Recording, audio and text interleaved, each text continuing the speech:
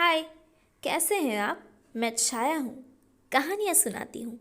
कहानियाँ कुछ अपनी, कुछ दूसरे अच्छे अच्छे राइटर्स की। कहानियों के सफ़र में अभी आप सुन रहे हैं कहानी मध्याश्रम, जो मेरी प्रिय लेखिका गायत्री त्रिपाठी जी की लिखी कहानी है। ये है कहानी का दूसरा भाग। अगर आप लोगों ने कहानी का पहला भाग नहीं सुना है तो ज़रा कुछ देर के लिए वीडियो को पॉज कीजिए और कहानी का पहला भाग पहले सुन लीजिए, वरना आप लोगों को कुछ समझ में नहीं आएगा। वैसे भी कहानियों का असली मज़ा तो सुनने में आता है। लिंक डिस्क्रिप्शन बॉक्स में है। अब चलिए सुनते हैं आगे की कहानी। कुछ निचले स्तर के पुलिस कर्मचारी पुलिस वाला तेवर दिखाकर उतरे और अंदर घुस गए। लाल लाल आंखें दिखाई कर्कश स्वर से बोलते हुए बढ़ चले उनके तरफ। ऊंचे स्वर से चिल्लाकर पूछे, ओए, क्या नाटक लगा रखा है यहाँ पर? इतने सारे लोगों ने रास्ते पर गाड़ी, स्कूटर, कार आदि रखकर रास्ता बंद किए हैं। रास्ते को क्या तुम लोगों ने खरीद लिया है? हमें पता चले बिना अच्छा खासा बिजनेस जमा कर रखा है। नहीं जी, हमने कोई अपराध नहीं किया है, खुद ही जांच करके देख लीजिए, अत्यंत सरलता के साथ कृष्णानंद ने कहा। आप अंदर आइए, सब देखिए, बस एक अनुरोध है, मासूम जनताओं को परेशान नहीं कीजिएगा। अब पुलिस के दल अंदर प्रवेश किए। पहले नजर गया नेम प्लेट पर, मध्याश्रम। ये किस प्रकार की संस्था है, समझ नहीं पाए। उसके बाद देखे गरम गरम पूरियां तली जा रही है। लाल लाल आलू की सब्जी, तरह तरह के तली हुई नमकीन और स्वादिष्ट खाना, मिठाई, शरबत, चाय, सब कुछ। उन लोगों के मुंह से पानी आने लग गया। जो मन में आया खाते चले गए। उपस्थित जनताओं का ध्यान उन लोगों पर बिल्कुल भी नहीं था। इसी अवस्था में पुलिस ऑफिसर की आंख पड़ी एक रमणी पर। वह पुलिस ऑफिसर की पहली और आखिरी प्यार थी तनुश्री। उसी के प्यार को भूल नहीं पाए, इस कारण से शादी नहीं की अभी तक। उम्र लगभग 50 हो गया।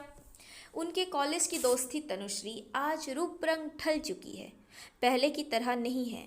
रंगीन वस्त्र छोड़कर पहने हैं सफ़ेद वस्त्र। इस दृश्य को देखकर उनके आंखों से आंसू आने लगा, मानो उनको सांप ने डस लिया हो। एक पल भी प्रतीक्षा ना करके खूब ऊंचे स्वर में चित्कार करने लगे, तनु, तनु! कौन ऐसे चिल्ला रहा है? देखने लगी तनु। स्वर का अनुसरण करके आगे बढ़ी, मिली अपने पुराने प्रेमी पुलिस बाबू से। पुलिस ऑफिसर भी अपना पोजीशन भूल गए। उनके आंखों में आंसू थे। उन्होंने कभी कल्पना भी नहीं किया था कि तनु को ऐसे बुरे हालात में देखेंगे। बातों से समझ गए कि उनकी तनु आज विधवा है। इतना ही नहीं, 2 संतानों की माता है। आगे पीछे सोचे बिना उनसे प्रेम भिक्षा कर बैठे। उनसे शादी करके अपना संसार बनाने की इच्छा जताई। इस तरह से रो रो के अनुरोध किए कि सुनने वालों में से एक व्यक्ति जाकर फूल माला खरीद लाया और एक व्यक्ति ने टेप रिकॉर्डर में मंगल गान बजाना चालू कर दिया, जो शादियों में बजता है। इस मौके का फायदा उठाकर पुलिस ऑफिसर सिद्धानंद थोड़ा भी पीछे नहीं हटे।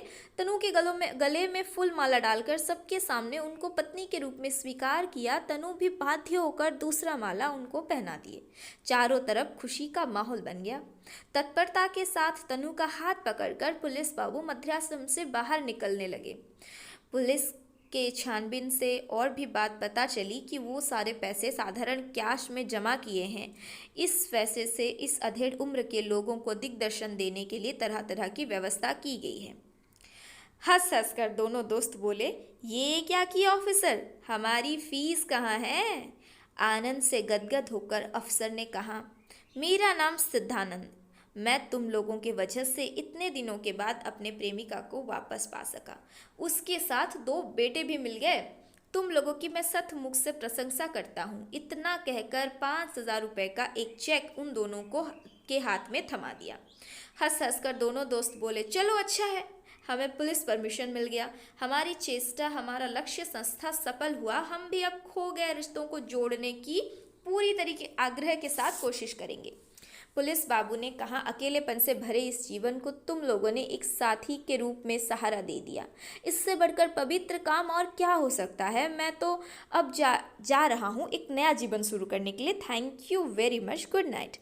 हंस हंस कर रामानंद ने कहा, जी नया जीवन शुरू करेंगे? ये एक ऐसी असंभव बात है, 2-4 साल में तो रिटायर हो जाएंगे, लगता है बुढ़े दिख रहे हैं। पुलिस बाबू थोड़ा सोच कर बोले, अरे पता नहीं है क्या, मैं तो अपने जीवन की संध्या के लिए तैयारी करने जा रहा हूँ।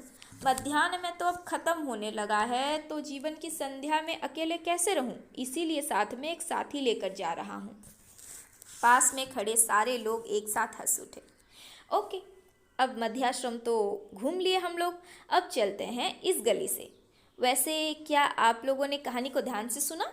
अगर सुना है तो बताइए पुलिस ऑफिसर का नाम क्या था? नीचे कमेंट बॉक्स में लिखिए और ये भी लिखिए कि आप लोगों को ये कहानी कैसी लगी।